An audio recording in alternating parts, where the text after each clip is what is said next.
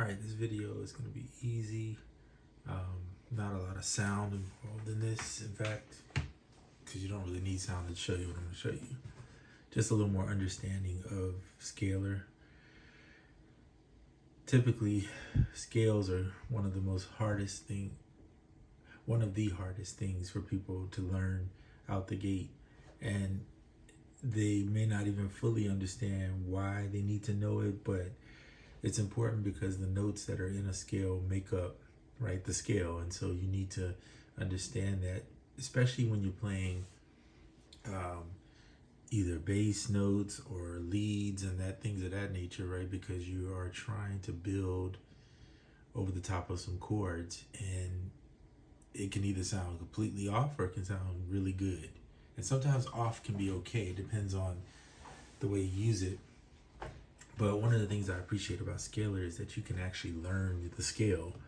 So let's say, like in this case, this is supposedly an E flat or C major scale. It's like a jazz scale with a bunch of chords.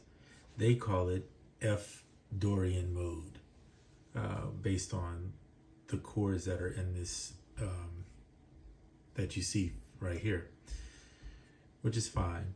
So here's the F Dorian mode scale, and you'll see that the blue, these little blue spots here, represent, and if it's gray, like that one's gray when I touch it, or it's just white, there's nothing on it, it's out of the scale.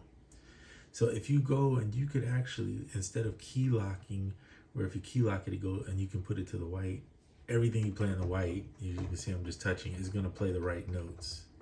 And that's cool if you're creating and you don't really fully understand the scales. You're still learning, right? But eventually what's nice is if you leave the key lock off, you can start learning the scale, and you'll see it's just here's an octave, right? From C to this C, this is the next, starts the next octave. So if you go in there, you can see it's teaching you what the scale is. So you play C, D, I'm playing in a different eye. Let me show you where so C, D, E flat, or you could call this D sharp. Then it's F, G, G sharp or A flat, and then it's A sharp or B flat, right? Flat means it's a semitone behind it. Sharp is a semitone in front. That's how you know it. So like in this case, it sits in the middle of an A and G, so it's either G sharp or it's A flat. Right? That's pretty simple. So what I'm saying here is that this is a great opportunity to learn your scales, because once you get it, you got it. And then you can just apply it, and it becomes muscle memory. So it wouldn't matter if you get on another keyboard or whatever you're doing. If you're not on the computer, you kind of know what a Dorian mode scale is, and you can just apply it. So anyway, I just thought that was something great to learn. And by the way, it also does that with guitar. So see, you can touch the guitar and you can see that if you start with the first note, which is an F here on that fret, then you go to G, A flat, so on and so forth, till you get back to F, and then it starts another octave. So there's your octaves. But for piano purposes, we'll just stick here. So there you go. So anyway, take advantage of that. It's like a free piano lesson wrapped up in scalar too while you're at it. And you can learn AKA you can just learn your scales, which is hence the term scalar, makes sense.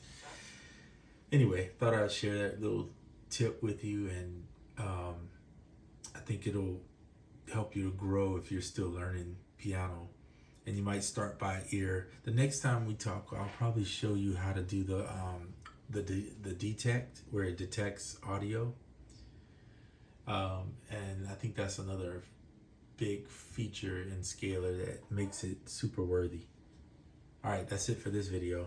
Finally got a short one here, right? Anyway, all right, bye.